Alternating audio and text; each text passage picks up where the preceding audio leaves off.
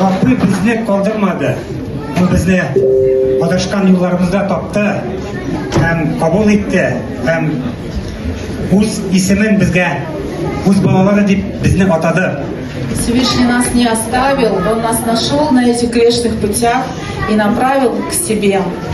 Хәзер без аның белән.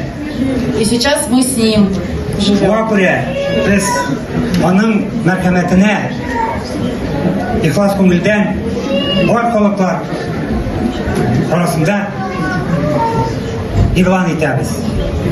Поэтому сейчас мы среди всех народов Его вот здесь на своем языке славим.